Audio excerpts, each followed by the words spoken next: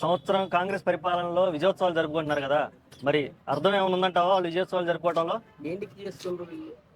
దేనికి ఉపయోగం? ఎవరికి ఏం మంచి చేసిందని? పేద ప్రజలకు ఏమైనా మంచి చేసిందా ఇది చేయడానికి? ఆ సంవత్సరం అయినా అని అంటే ఎట్లా ఉంది తెలుసా ఇది? నాకు దళిద్రమైన పాలనలో వీళ్ళు ఒక పండుగ చేసుకున్నట్లుంది. ఎందుకు చేస్తున్నారు అర్థమైతలేదు. ఏంటికి చేస్తున్నారు? ఎవరికి ఏం చేసిండ్రు? ఎందుకు చేస్తున్నారు నాకు అర్థమవుతుంది. అంటే పథకాలు ఇస్తాము హామీలు ఇచ్చారు కదా, మంచి ఎవరికి ఇచ్చిండు? ఎవరికి పథకాలు ఎవరికి అందినాయి? ఈయన ఇచ్చింది ఏంటిది? రైతు బంధు లేదు, పింఛన్ పైసలు లేవు, కళ్యాణ లక్ష్మి లేదు, 2,500 మహిళలకు ఇస్తున్నాడు, అది లేదు. గ్యాస్ సిలిండర్ 500కి ఇస్తున్నాడు, అది లేదు. మహిళలకి చదువుకున్న వాళ్ళకి ఏమి ఇస్తున్నాడు అంటే ఈయన స్కూటీలు ఇస్తా అన్నాడు. ఏవి స్కూటీలు? మళ్ళీ 500 గ్యాస్ సిలిండర్ ఎక్కడ పోయింది? మళ్ళీ ఇవన్నీ లేకుండా పండుగ ఎట్లా చేసుకుంటారు ఈ కాంగ్రెస్ నాయకులు? ఇవన్నీ ఇవ్వకుండా ఎందుకు చేస్తున్నారు పండుగ? ఇవన్నీ ఇచ్చి పండుగ చేసుకో. మళ్ళా ఇవన్నీ ఇవ్వకుండా పండుగ ఏం పండుగ? ఎవరి పండుగ ఎవరికి చేస్తున్నారు? దేనికి పండుగ? వాళ్ళు చేసుకుంటే పండుగ అయిపోతుందా? లోకం అంతా ఏమంటుంది? లోకంలో ఏం జరుగుతుంది? ప్రజల్లో ఏముంది? ఏంటి గురించి పండుగ చేసుకుంటారు? ప్రజలు ఏమంటుండ్రు? పండుగ చేసుకుంటే మంచిదే. కులగారి అని అన్నాడు, సరే ఏం చేసిండు? ఇంతవరకు ఏం చేసిండు? సగం సగం చేస్తుండు. ఏం చేస్తుండో అర్థమైతలేదు. ఆయన హైడ్రా అన్నాడు, ఎవరికి మంచిదే హైడ్రా? మూసి ముద్దుగా చేస్తున్నాడు. ఎందుకు ముద్దుగా చేస్తున్నాడు? అండర్ గ్రౌండ్ నుంచి గిట ముద్దుగా చేయొచ్చు. ఎవరివి పేద ప్రజలవి ఇంట్లో కూలగొట్టుకోకుండా గిట నువ్వు అండర్ గ్రౌండ్ నుంచి గిట చేయొచ్చు. ఎందుకు చేస్తలేవు అటువంటిది?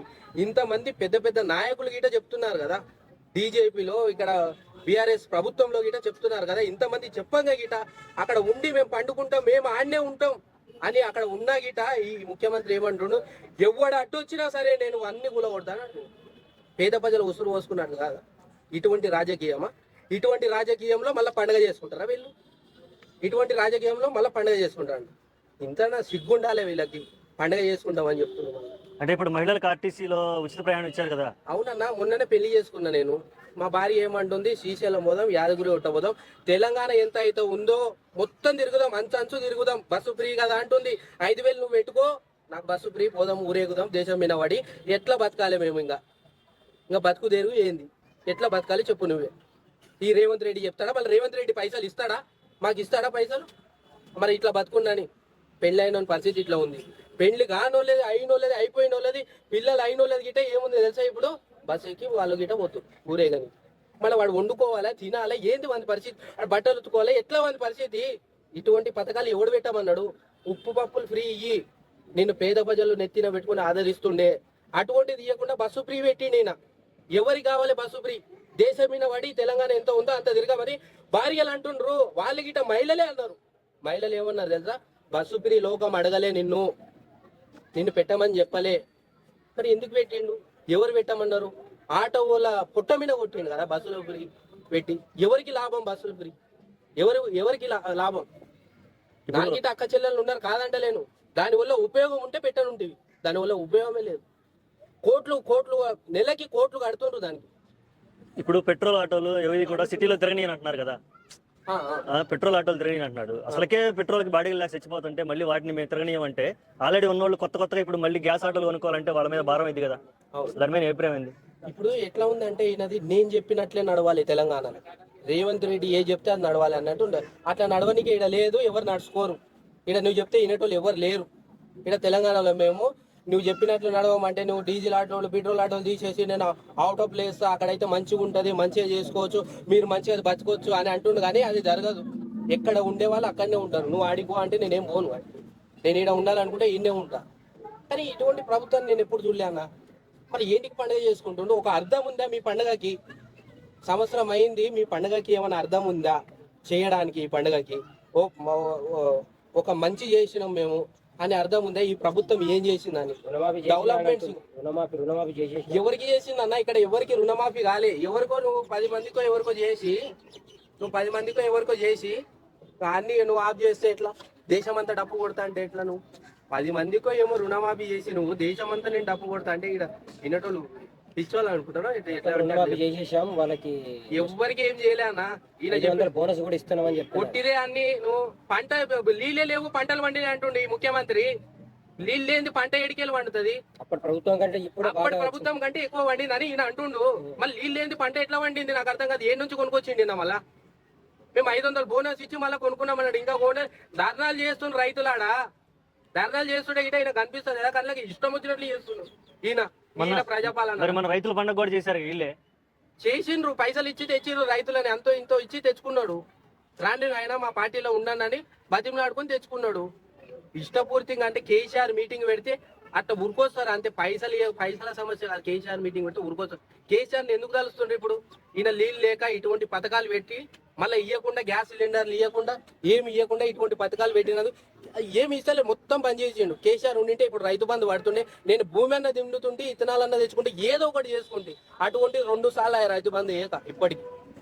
ఇప్పుడు ఏడ ఇచ్చిండన్న రాగానే కరెంట్ ఫ్రీ ఎన్ని 30 తిప్పలే పెట్టింది తెలుసా కరెంట్ ఫ్రీ. దాని మీద గిట్ట మాట్లాడితే ఎవరినన్నా కరెంట్ పోతుంది, ఈ ఏరియాలో కరెంట్ పోతుంది అంటే వాళ్ళ మీద కేసులు పెడతారు. ప్రశ్నించే వాళ్ళ మీద కేసులు పెడుతుంది. కరెంట్ ఫ్రీ వచ్చిందా మీకు? మీకు తెలిసిన వాళ్ళ ఏడ వచ్చిందన్న ఏదన్నారు 200 యూనిట్ల ఫ్రీ. ఎవరికి వచ్చింది? ఏడ వచ్చింది? ఒకడన్నా చెప్పిందా? ఎవ్వరు చెప్పలే. ఇవన్నీ ఒట్టి హామీలు ఇచ్చిన పోయి గద్దెన కూర్చున్నాడు, కానీ ఆయన ఇష్టం వచ్చినట్లు చేస్తాడు.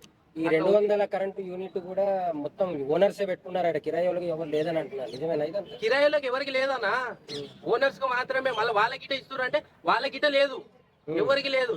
మళ్ళీ కిరాయిదారుడు ఎక్కడ పోవాలి అంటే ఆయన పైసలు కడతలేడా?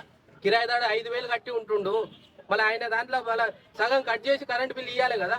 మరి ఇస్తలేడు, మాట్లాడతలేడు. ఇట్లా మేము ప్రశ్నించి మాట్లాడేవాడిని కేసులు పెట్టాడని లోపల చూపిస్తుండు ఈ ముఖ్యమంత్రి.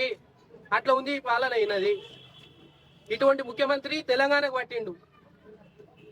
ఫైనల్ గా ఈ ఏడాది పరిపాలన మీద ఒక ముక్కలో చెప్పాలంటే ఏం చెప్తావు? ఏంటికి చేస్తున్నా నా అంబేద్కర్ జయంతి గిట ఆ రోజు ఒక పువ్వు పెట్టలే ముఖ్యమంత్రి. అంబేద్కర్ కనిపిస్తలేడా? సెక్రటరీ పక్కనే ఉంది కదా, సెక్రటరీలో కూర్చుంటాడు కానీ అంబేద్కర్ దగ్గరికి పోయి మొక్కడు, ఒక పువ్వు పెట్టాడు. అటువంటి ముఖ్యమంత్రిరా? ఈరోజు ఎంత డేటు? ఈరోజు డేట్ ఎంత? ఆడికి పోవాలి నువ్వు. ఆడికి పోయి నీకు ఎంత పెద్దది 125 అడుగుల విగ్రహం, అంబేద్కర్ విగ్రహము. నువ్వు ఆడికి పోయి ఒక పువ్వు గిట పెట్టకుండా 2 సార్లు ఇట్లనే చేసిండు. అంటే అంబేద్కర్ రాజ్యాంగం మీద నడుస్తావు, మళ్ళీ అంబేద్కర్ కనిపిస్తుంది. ఎందుకంటే కేసీఆర్ కట్టిండు అంబేద్కర్ విగ్రహం. మళ్ళీ సెక్రటరీ ఎవడు కట్టిండు? కేసీఆర్ కట్టిండు. మళ్ళీ అందులో ఎందుకు కూర్చుంటున్నావు? అందులో ఎందుకు పోయి కూర్చుంటున్నావు? మళ్ళీ అంబేద్కర్ కనిపిస్తలేడా? ఆడికి పోయి ఒక పువ్వు పెట్టే సంస్కారం లేదు ఈ ముఖ్యమంత్రికి. మళ్ళీ ఏంటికి ఈ ముఖ్యమంత్రి? ఇంకా ఈ రాష్ట్రానికి ఏంటికి?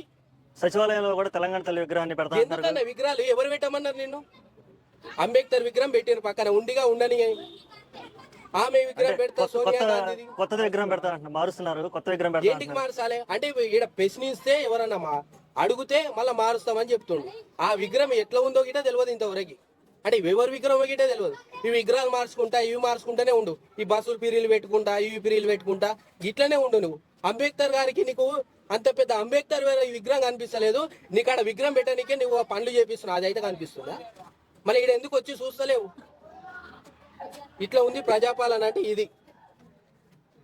ప్రజా దర్బారాన్ని పెట్టినారు కదా, చాలా సమస్యలు కొన్ని రోజులు చేసి కొన్ని రోజులు పెట్టిండు, తర్వాత ఏమైంది? తీసేసి చాలా సమస్యలు పరిష్కారం అవుతున్నాయి. ఏడ ఎవరికి జరిగింది? ఒక్క పరిష్కారం గిట్ట మంచిగా జరగలే. ప్రజా దర్బార్ అన్నాడు, గేట్లు వీకిచ్చిన నేను. కేసీఆర్ గేట్లు మొత్తం కట్టేసుకొని ఉండే, ఇప్పుడు గేట్లు మొత్తం నేను మూపించిన, తీపిచ్చిన, జేసీబీలు పెట్టి లేపించిన అన్నాడు. మళ్ళీ ఎవరికి మంచిగా చేసిండు? ప్రజా దర్బార్ పెట్టి మళ్ళీ ప్రజలకు ఏం చేయకుండా, ఎవరికి ఏం మేలు చేయకుండా, మళ్ళీ ఉల్టా ఈయనని అన్ని ఊలగొట్టుకుంటా, ఇది ప్రజాపాలన అంటారా? ప్రజల సమస్యలు వస్తే గాంధీ భవన్ లో ప్రతి వారం ఒక మినిస్టర్ పెడతాను. ఏడబెట్టిండు. ఇప్పుడు లేనే లేదు, ఆ ప్రజా దర్బారే లేదు, అసలు బంద్ చేసిండు, లేనే లేకుండా చేసిండు. మరి ఇటువంటి అంతా మీడియాలో హల్చల్ చేయడం కోసం అంటావు? ఇదే వచ్చిన మురిపంలో అన్ని చేసిండు, ఏదేదో అన్నాడు కానీ ఏ చేయలే.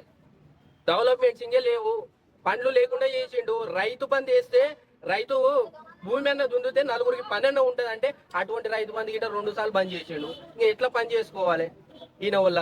ఇప్పుడు సంవత్సరం అవుతుంది, 6 మంత్రి పదవులు ఖాళీ ఉన్నాయి. మెయిన్ గా విద్యాశాఖ మంత్రి, మనకు హోంశాఖ మంత్రి ఖాళీ ఉంది. అసలు ఫిలప్ చేస్తాడా అలానే ఉంటుందా? వాళ్ళకి నచ్చినట్లు చేస్తున్నారు. ఈ వీళ్ళ పాలన ఎవరికి ఇవ్వాలి ఏంది అని. మొన్ననే ఒక ఆయన పోతున్నాడు. ఇట్లా ఏంటంటే ఆయనకు నచ్చిన వాళ్ళకు పదవులు, రెడ్డిల పాలన, రెడ్డిలకే ఇస్తాం మేము, ఇట్లా అయిపోయింది ఈ పాలన. ఎట్లా అంటే ఆయనకు తెలుస్తలేదు. అంటే ముఖ్యమంత్రి హోదా ఆయనకు నిలబెట్టుకునే శక్తి లేదు. ఉత్తి పైకి మాట్లాడేటప్పుడు ప్రతిపక్షంలో ఉంటేనే ఆయన మంచిగా ఉంటాడు. కానీ ఈ వచ్చినాక ముఖ్యమంత్రి హోదా ఆయనకు నిలబెట్టుకుంటలేడు. దాన్ని అంత మాట్లాడే శక్తి గిట వస్తలేదు. ఎందుకంటే మాట్లాడితే ఏమంటుడు? కేసీఆర్ రావాలి అసెంబ్లీకి, ప్రతిపక్ష నాయకుడు కేసీఆర్ రావాలి. నీ కాళ్ళు మొక్త కేసీఆర్ నువ్వు రా అని బతిమలాడుతూ, నువ్వు సలహాలు ఇస్తేనే తెలంగాణ రాష్ట్రం నడుస్తుంది. ఈ బతుకు బండి నడవాలంటే నువ్వు రావాలి, నువ్వు వచ్చి మాకు ఏదో ఒకటి చెప్తేనే మీరు నడుస్తుంది తెలంగాణ అంటున్నా ఆయన. ఇప్పుడు వాళ్ళ తమ్మునికి మంత్రి హోదా సెక్యూరిటీ ఇచ్చిండు. ఇదే కదా, వాళ్ళకే ఇచ్చుకుంటారు, వాళ్ళకే అంతా వాళ్ళే. రెడ్డిల పాలననే మొత్తం ఇది, ఎవరిది లేదు. అప్పులు తెచ్చిపెట్టిండు, కుప్పలన్న అప్పులు చెప్పరాదు. ఎవ్వరికి పేద ప్రజలకి మేలు జరగలే కానీ ఆయన పూర్తి అప్పులు తెచ్చుకుంటుండు. వాళ్ళే పార్టీలు పెట్టుకుంటుండు, వాళ్ళే ఏంటిది విగ్రహాలు పెడుతుండు, వాళ్ళే పార్టీలు మీటింగ్లు గివే పెట్టుకుంటుండు. అంటే పేద ప్రజలకు రుణమాఫీ కాదు కదా, ఎవ్వరికి ఒక రూపాయి గిట్ట చక్కగా చేయాలి. 10 సంవత్సరాలు నేనే ఉంటానని కూడా ప్రకటించినాడు. ఈ 5 సంవత్సరాలు ఏడా, ఇప్పుడే లేడు. ఇప్పుడే కేసీఆర్ని తలుస్తుండు, నువ్వు రా అని ఆయననే చెప్తుండు కదా. నీవు వస్తేనే ఈ తెలంగాణ నడుస్తుందయా, నువ్వు రాకపోతే నువ్వు నడవదు అని ఎన్నిసార్లు చెప్తుండు. ఎన్నిసార్లు అంటే అన్నిసార్లు గుర్తు చేస్తుండు. ముఖ్యమంత్రి ఏమంటుండే అంటే కేసీఆర్ పేరు ఇక మర్చిపోతాం, అసలు ఆయన పేరే ఆయననే అంటుండు కదా, మరి ఆయననే ఎందుకు అంటుండు? కేసీఆర్ గుండెల్లో, ఆయన గుండెల్లో ఉన్నాడు. కేసీఆర్ రేవంత్ రెడ్డి గుండెల్లో ఉన్నాడు కదా, అందు గురించి అడుగుతుండు. రా అయ్యా నువ్వు రా అని ఇన్ని మాటలు అడుగుతుండు. ఎన్ని మాట్లాడితే అన్ని మాటలు అడిగింది. మొన్న గిట అన్నాడు, నువ్వు రా అసెంబ్లీకి రా, నువ్వు సలహాలు మేము తీసుకుంటావు, నడుపుతాం తెలంగాణని. అంటే ఆయన వచ్చి సలహాలు చెప్తేనే బండి నడుస్తుంది, లేకపోతే నడవదు. మీతో చేత కాదు, అసలు మీతో చేత అయితే ఇవన్నీ మాట్లాడాడు. కేసీఆర్ని రమ్మని అన్నారు కదా, మళ్ళీ ఆయన వస్తేనే నడుస్తుంది అని అంటుండు. ఆయన అంటుండు కేసీఆర్ రేవంత్ రెడ్డి గుండెల్లో ఉన్నాడు కాబట్టి ఆ మాట అంటుండు. రోజుల్లో బీఆర్ఎస్ పార్టీ భూస్థాపితమైనదంట. మరి ఆయటోని నువ్వు ఎందుకు ఎత్తుతున్నావు? మళ్ళీ ఆయన పేరు ఎందుకు ఎత్తుతున్నావు? భూస్థాపితం అయితే మళ్ళీ ఆయన పేరు కేసీఆర్ పేరు ఎందుకు ఎత్తుతున్నావు? కొన్ని రోజులు అయితే ఎవరి పార్టీ భూస్థాపితం అయితే తెలుస్తుంది. ఇప్పుడు సంవత్సరం అయింది, ఇంకా 4 సంవత్సరాలు ఆగుండి ఎవరిది భూస్థాపం అయ్యేది, ఎవరిది ఉండేది తెలుస్తుంది. మీ గిట ప్రజల గీట తెలుస్తుంది, ఆ రేవంత్ రెడ్డి గిట తెలుస్తుంది, రేవంత్ రెడ్డిల పాలన గిట తెలుస్తుంది. గురుకుల హాస్టల్లో ఫుడ్ పాయిజన్ వల్ల చాలా మంది అమ్మాయిలు మళ్ళీ వీళ్ళు వచ్చి ఏమైనా చేస్తుండ్రా? అసలు ప్రభుత్వం ఏం చేస్తుంది? వచ్చి అడుగుతూనే లేదు కదా ఎవరిని. వాళ్ళే తిడుతుండ్రు కదా, ఆ హాస్టల్లో ఉండేటోళ్ళే అసలు లేడీసే తిడుతుండ్రు. ఎక్కడ పోయిండు రేవంత్ రెడ్డి? నానా మాటలు అంటుండు.